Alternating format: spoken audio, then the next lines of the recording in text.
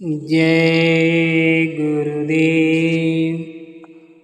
सतगुरु कबीर साहब कहते हैं, कबीर हरि के नाम बिन राजा सब होए, मिट्टी लदे कुमार के घासन नीरे कोय। भगवान की भक्ति न करने से राजा गधे का शरीर प्राप्त करता है, कुम्हार के घर पर मिट्टी ढोता है, घास स्वयं जंगल में खाकर आता है।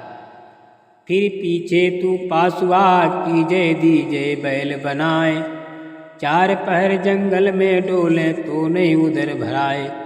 सिर पर सींग दिए बन बौरे, दुम में मच्छर उड़ाए। और कांगे जूझा जोते कुआं, कोदों का घूस भूस खाए। गधे का शरीर पूरा करके वो प्राणी बैल की योन में यानी बैल की योन प्राप्त करता है। मानव शरीर में जीव को कितनी सुविधाएं प्राप्त थी। भूख लगते ही खाना खाओ, दूध पियो, चाय पियो, प्यास लगे तो पानी पी लो।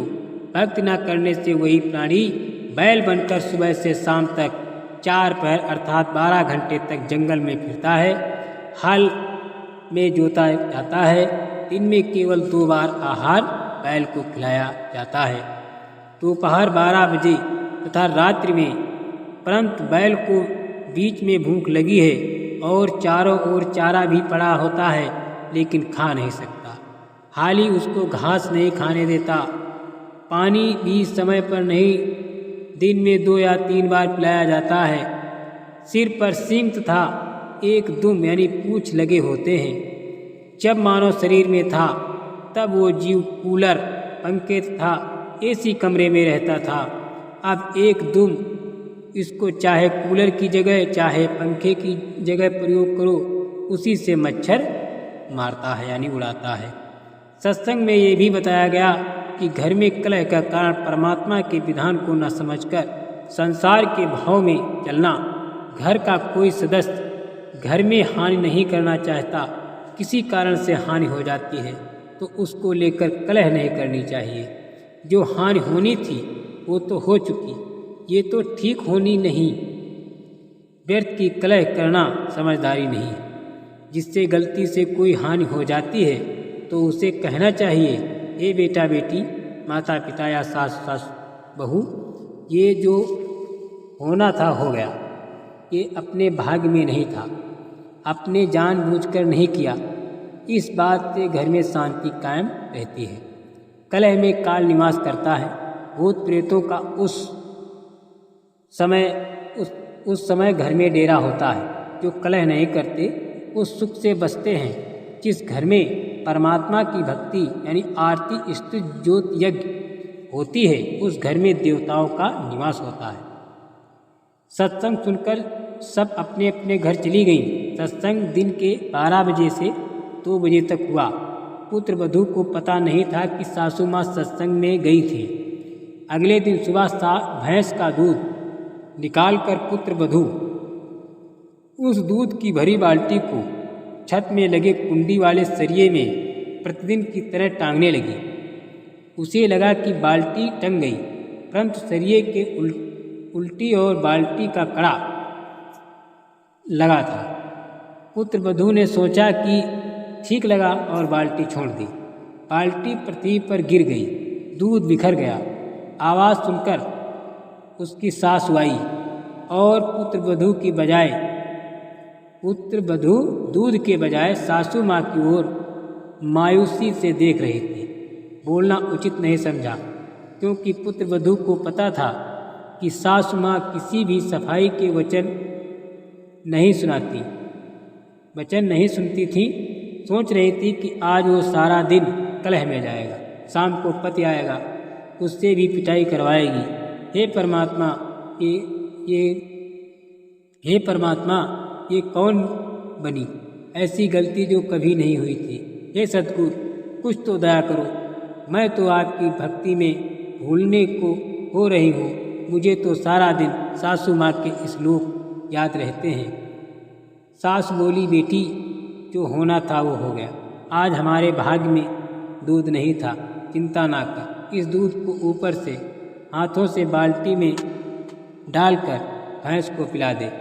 ये कहकर जो नाम दीक्षा ली थी उसका जाप करने लग गई।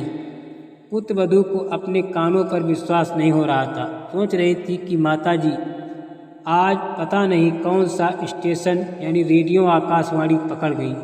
ये शीतल वचन भतेरी यानी सास की बोरी वरदान में नहीं थे, इसमें खल भरी थी। आसपास से निकलती थी तब भी बड़बड़ की झल निकलती थी। पुत्रवधू का नाम निशा था। वो सोच रही थी कि निशा आज निशा रात्रि में तेरी बुरी होगी दशा। निशा की सोच थी कि पति को बताएगी। वो माता की बात सुनकर मेरी कुछ नहीं सुनता, अच्छी बुरी कहेगा, सारा दिन और रात रोने में जाएगी। निशा ने दूध बाल्टी में डालकर भैंस को पिला दिया। बाल्टी धोकर रख दी। सास आई और बोली, बेटी रोटी खा ले, चिंता मत कर बेटी। मैं कल मेरी बहन दया कौर के साथ सत्संग में गई थी, मेरी तो आंखें खुल गईं। मैं तो बहुत कलहारी बनी हुई थी। बेटी हो सके तो क्षमा कर देना। पीछे हुआ सो हुआ, आगे से अपनी बेटी को पलकों पर रखूंगी। मेरी असली बेटी तू ही है। जन्मी बेटी तो अगलों की थी, वो चली गई। अपना दुख सुख साझा है। मेरी तो एक दिन से सत्संग में नहीं गई, नहीं आंखें खोल दी। बेटी अगले रविवार को आप भी चलना, मैं भी चलूँगी। धीरे धीरे बेटी को भी ले चलेंगे।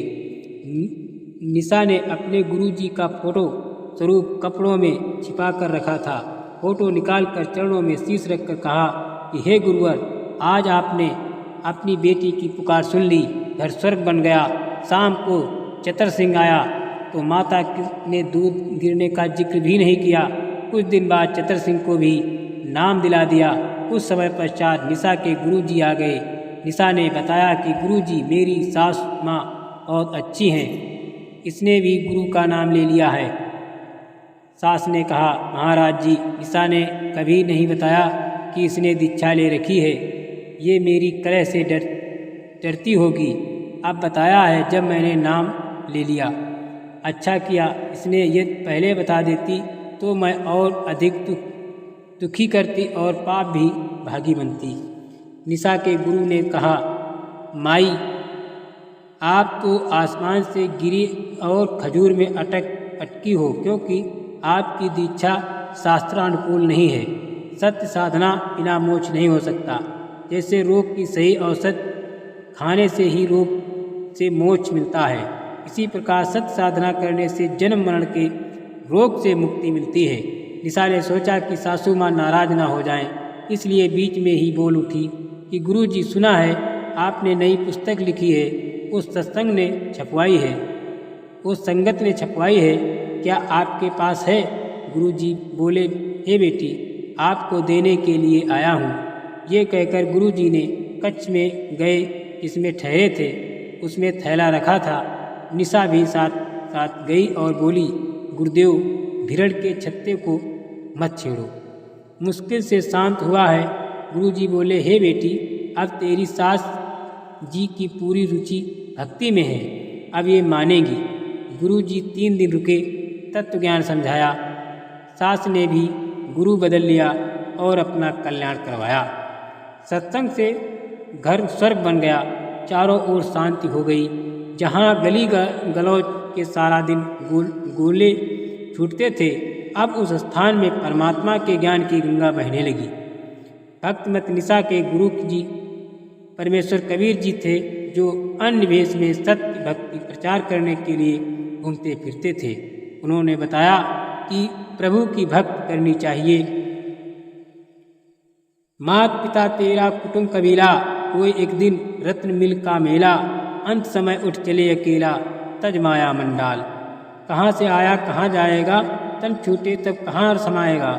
आखिर तुझको कौन कहेगा गुरु बिन आत्म ज्ञान। कौन तुम्हारा सच्चा साई, झूठी है ये सकल सगाई। चलने से पहले सोच रे भाई, कहाँ करेगा विश्राम। रहट माल पनघट जो भरिता, आवत जात भर कैरीता। जुगुन सूत मरता जीता करवा ले रे कल्याण, लख 84 की सहस्त्रास ऊंच नीच कर लेता वास, ये कबीर सब मिटाऊं रास कर मेरी पहचान।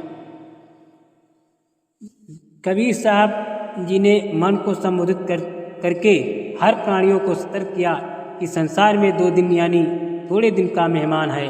इस थोड़े में मानव जीवन में आत्मज्ञान के अभाव से अनेकों पाप इकट्ठे करके अनमोल मानव जीवन नष्ट कर जाता है।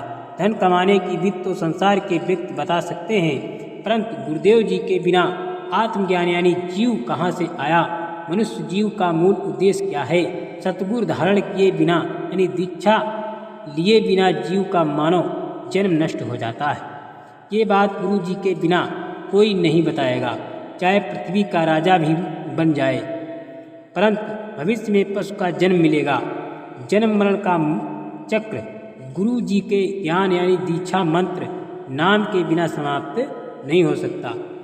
जब तक जन्म मरण का चक्र समाप्त नहीं होता तो बताया है कि ये जीवन हर हट का कुआं लोई, या गल बंधा है सब कोई, कीड़ी कुजर और अवतारा, हर हट डोर बंद कई बारा। जैसे रहट के कुएं में लोहे की चरखी लगी है, उसके ऊपर बाल्टियों की चैन बेल्ट की जाती है, उसको रहट कहा जाता है। पहले बैल या ऊँट से चलाते थे, जैसे कोल्हू बैल ऊँट से चलाते थे, पहले अधिक चलाते थे। रहट की बाल्टियाँ नीचे कुएं में पानी भरकर लाती हैं, ऊपर खाली हो जाती हैं। ये चक्र सदा चलता रहता है। इसी प्रकार पृथ्वी रूपी कुएं में पाप तथा पुण्य की बाल्टी भरी, ऊपर स्वर्ग नरक में खाली की गई। इस प्रकार जन्म मरण के चक्र में जीव सदा रहता है। ऊपर के शब्दों में यही समझाया है कि संसार में परिवार धन सब त्याग कर एक दिन अकेला चला जाएगा, फिर कहीं अन्य स्थान पर जन्म लेकर यही क्रिया करके चला जाएगा।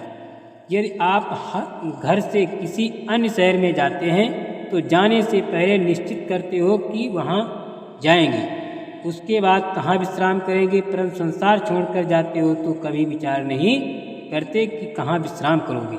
ये जीव 84 लाख प्रकार के प्राणियों के इशारे में प्रताड़ना सहन करता है, मरता जीता नए प्राणी का जीवन प्राप्त करता है। कभी राजा बनकर उच्च बन जाता है, कभी कंगाल बनकर नीच कहलाता है। परमात्मा कबीर जी समझा रहे हैं कि अवतार गण रामकृष्ण आदि इस सत्य साधना न मिलने के कारण जन्म मरण के चक्र में पड़े हैं। सत्य साधना मेरे पास है। हे प्राणी, तू मेरे को पहचान, मैं समर्थ परमात्मा हूँ, मैं तेरा जन्म मरण का सर्व झंझट समाप्त कर दूंगा। जय गुरुदेव।